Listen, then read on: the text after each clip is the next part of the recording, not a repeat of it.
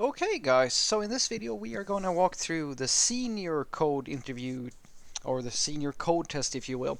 In the previous video we spoke about or we walked through the junior's code test, and today we're going to talk about the senior. And the senior's code test is going to be very similar to the junior. There's just going to be a few differences. And so the senior is going to be expected to do everything that the junior did plus two things more. And that's the only difference. The main thing we're looking for here is or rather the main thing we're going for here is how we look at the code, because a senior or a mid-level programmer or something like this we have to be a little bit more strict about what we're looking for.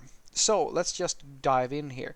So apart from the junior's task, they are the senior or the mid-level programmer, whoever the one that you're hiring with the more experience, should now add a sidebar that opens when you click the open sidebar element. And they should also know how to change the color, or rather, when I click the change theme element, the following you should change the color of the following elements. All buttons, body, and H1 tags should get their color updated. Let's just look at how all this is looking at. So here is our to-do app. You should be able to do everything that the junior could do. Just add a to-do, and you should be able to refresh the page, and hey, everything is still there. And if I click open sidebar, I see a sidebar. Click it, and then I click change theme, and all of the texts that is relevant, or the element that are relevant, get their theme changed. That's it. Okay, so let's dive into that. So first and foremost, we have the base case. This is just the base file that we showed to the senior, which is going to contain this little U aside and with a UL inside of it, the sidebar here. And as we saw in the previous video, we have this base template express server. That's it. And basically, it's the exact same thing as we saw earlier. The difference here is that now we're working with the senior endpoints instead of the junior endpoints as we went through in the last video. Alright, let's have a look at the first example. Now, if I saw a mid-level or a senior or whoever, whatever they want to define themselves, someone with experience doing something like what I'm going to show you now, I would say that, alright, this is a standard, very I'm not saying unimpressive person, but it's not the sort of person that I would go, wow, I really want to work with this person. It's someone who's going to get the job done, basically. So we see that they are aware of responsive styles. Good. We see that they're using classes. This is also good. And there is some type of ID here for open sidebar. This is fair, and a theme button. Okay, that is fairly standard. An ID for the sidebar, that's also fairly standard. Server-side rendered, that's good. Had I seen this not being a server-side rendered solution, I would have been very skeptical and asked a lot of questions. And there's a form, yada yada, and there's a bundle here.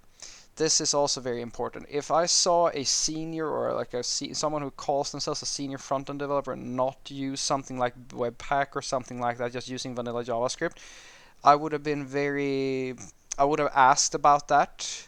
And if the answer was, well, it wasn't in the specification, or that they were thinking about it, but since it's just a simple little play application, I could have been okay with that. But if they said, well, I don't know what that is, I would have dismissed them immediately. You are not, in my opinion, an experienced front-end developer if you don't know about Webpack or bundlers or anything like that. Not in my opinion, anyway. Let's look at the CSS. So we have a reset up here, which is very, very good. I expect the senior to do this. And like once again, I see that, all right, they're styling the tags like this. I would ask about this. I wouldn't be all that I would be a little bit skeptical if they just used tags like this, and just kind of ask about it. If they said that, yeah, I was just putting together something as quickly as possible, I would be okay with this, because let's remember that the important part of a interview process happens before this. It's not about the code. The code test is just a formality to assert how skilled a person actually is. The interview is much more useful. Okay, so after this I see that, okay, there's a class here, they use Flexbox, good, experienced person should know about that.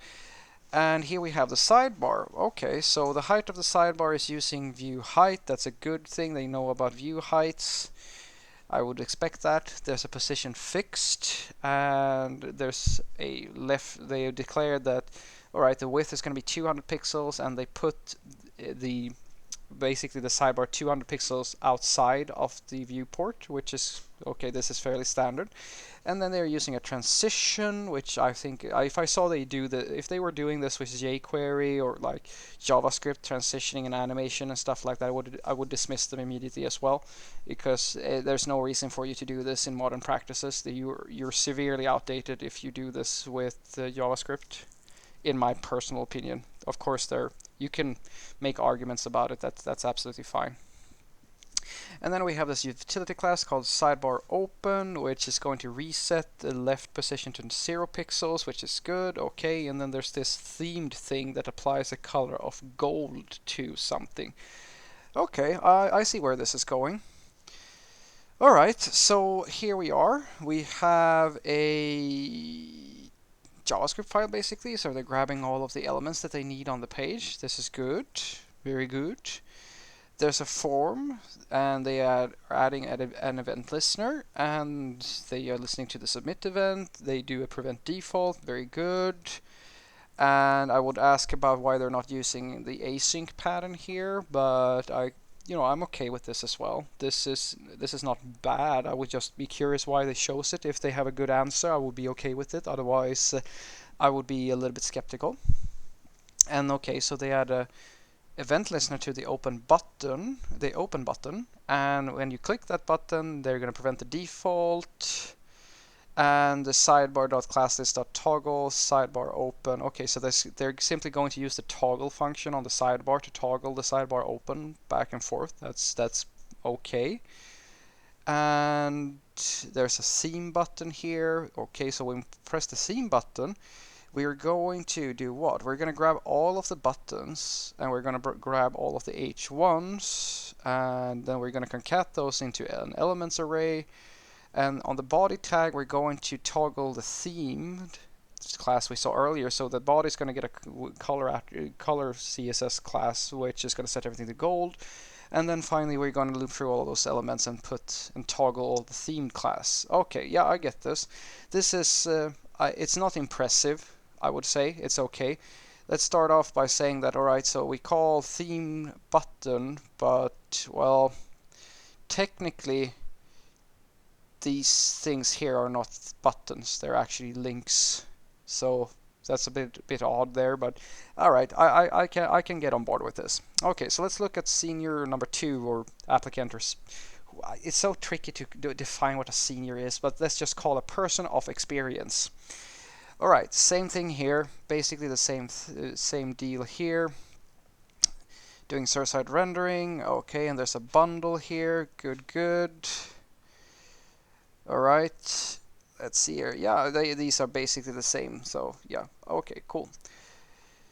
Nothing special there. And the senior has also done this thing here, same thing here. There's a flex box. Oh, okay, something's different with this senior. This person has done something a little bit differently. Okay, cool.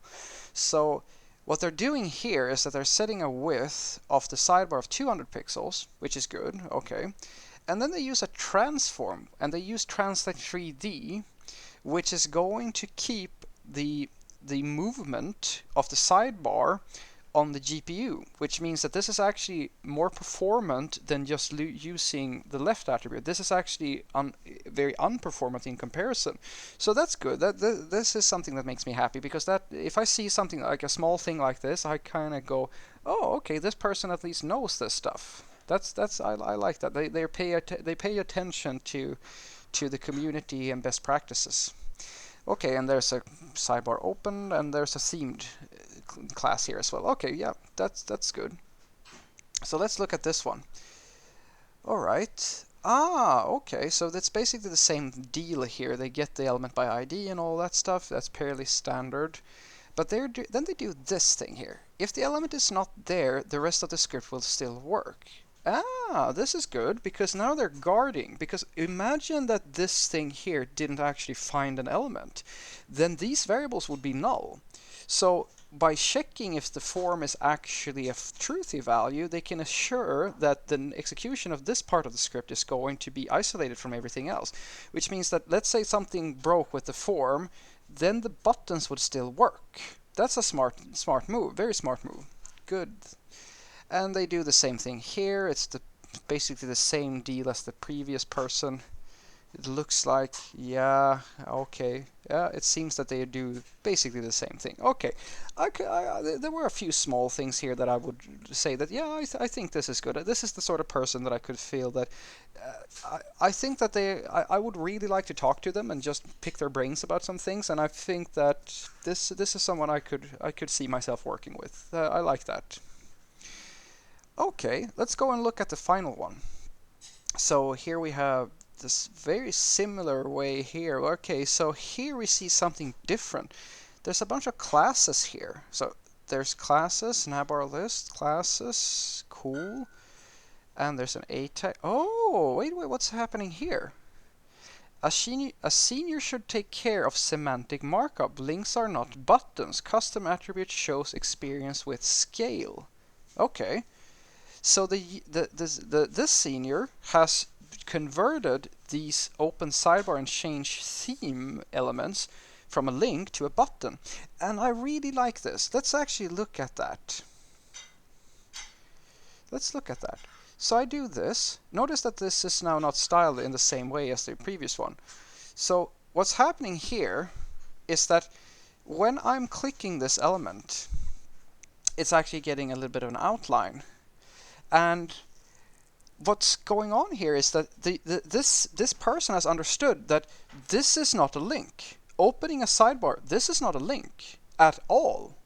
Why in the world would someone assume that this is a link? A link is something that in theory should take you somewhere else, or rather that's the intention of a link, to make you move somewhere else. But this is not opening a sidebar. Change theme is the same thing. It is not in any way actually taking you somewhere, so it shouldn't really be a link. So this I can respect.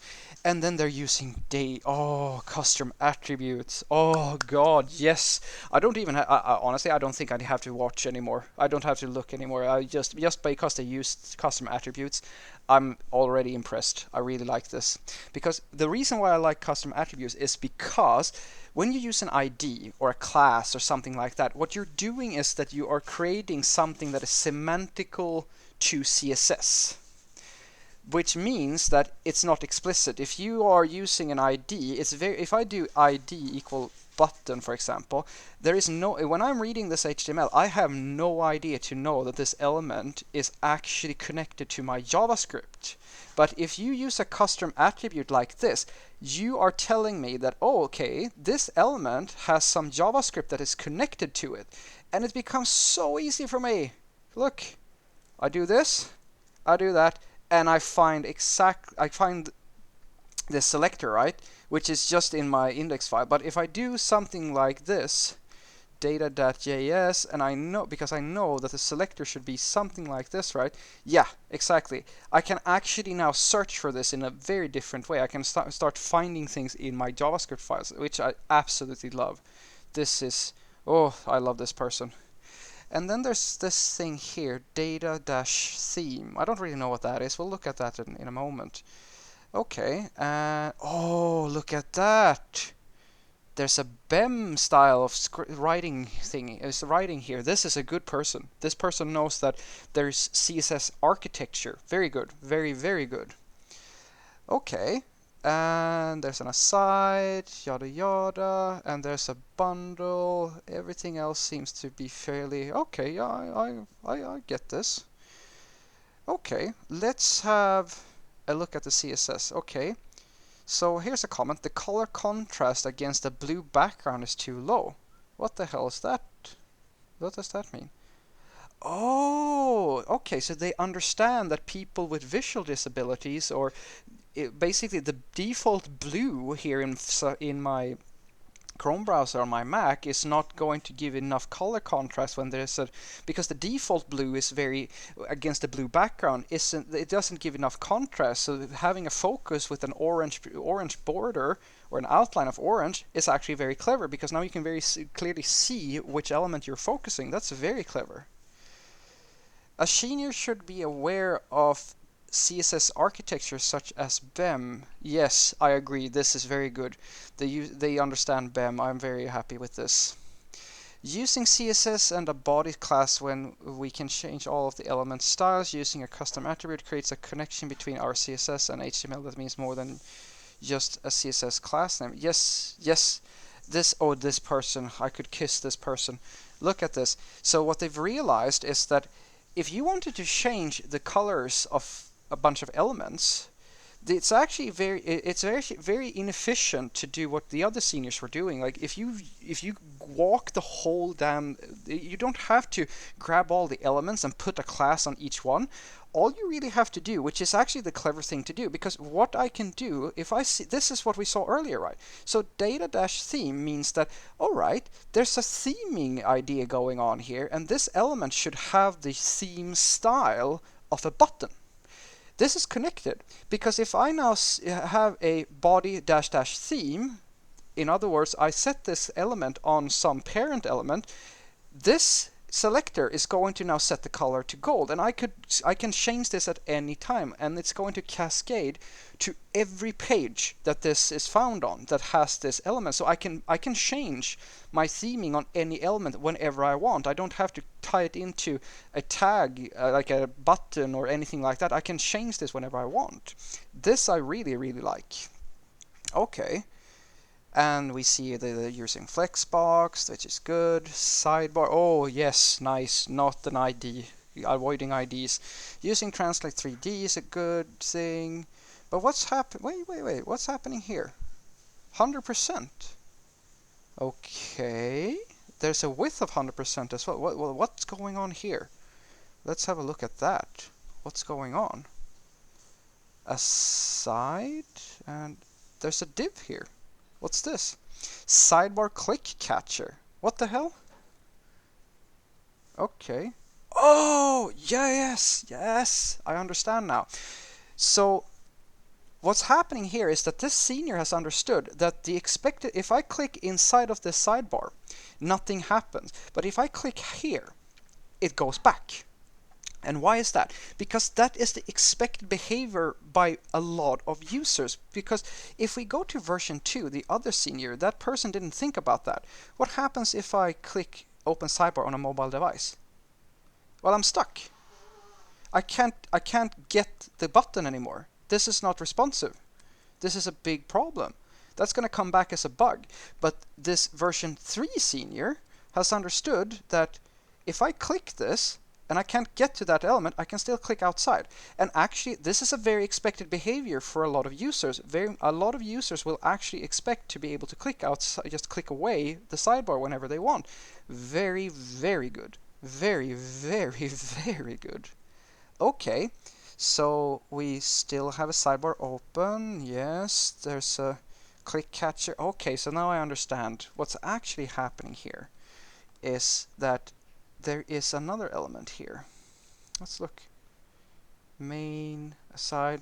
So the aside contains two elements. So it's the sidebar and the click catcher. So that takes up the other part of the total aside. Good. That's why it works that way. Okay, I get it. Okay.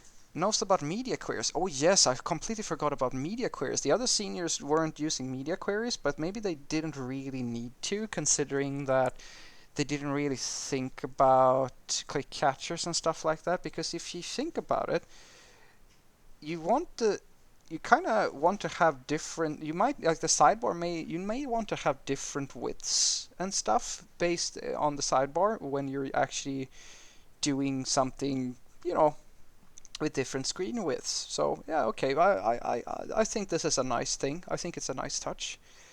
But why not use CSS Grid? CSS Grid could be used for this layout to show that the candidate knows it, but it would be the wrong tool for this layout, which makes it tricky to know if the candidate is showing off or doesn't know when to use that.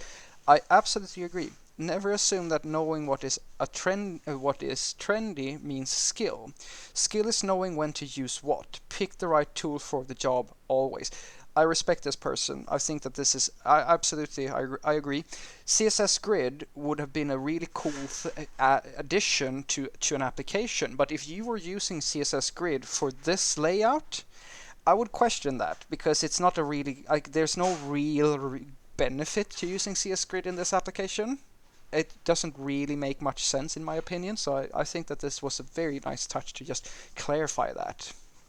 Finally, let's look at the JavaScript here. Okay, using a data attribute means that we can see that the element has a JS script attached to it and it prevents CSS mutations. I agree. This is what we saw earlier. This person is very clever, because now there's a connection between this JavaScript file and our HTML. Very, very good. Okay, so, and they are guarding. Very good. They're using a sync await. Very, very good. Assuming, of course, that this is intentional and they are not forgetting about something. Open button, yes, this is good.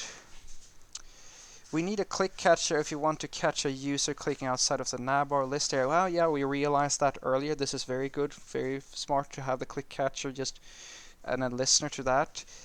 Let's see here. Oh, this is clever. You see the other seniors, what they did, or this more experienced people, they had this thing where they grab all the elements on the page in order to apply a bunch of styles. This senior has realized that all he or she has to do is to click the change theme and actually apply the body element with this body dash dash themed. And because of this CSS selector that we saw earlier, where was it?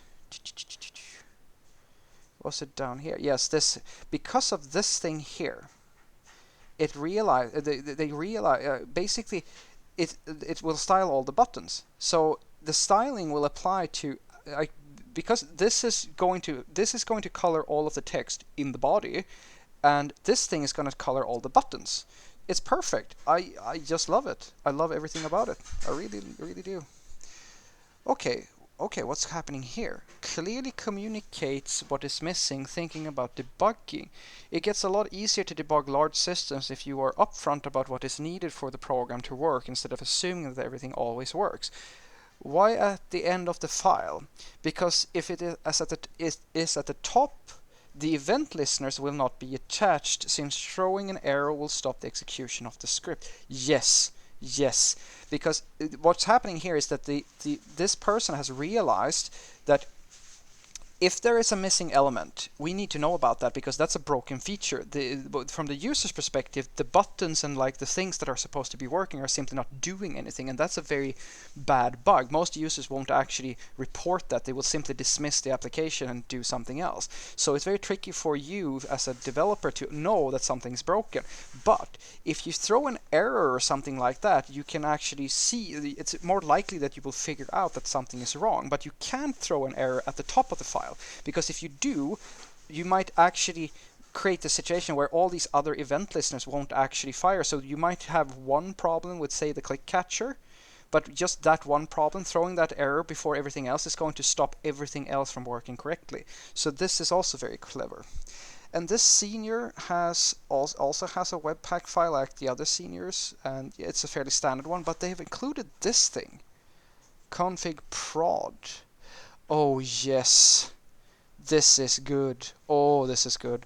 So this senior has realized that for development, you want one Webpack configuration, but for production, when you send code to your actual users, you want another one. And this is far from a perfect config. This is just for demo. Okay, what the senior is doing here is just communicating to me as the reviewer that, okay, I'm not trying to impress you with the exact config. I just want to show you that I'm aware of the differences between production configurations and development configurations.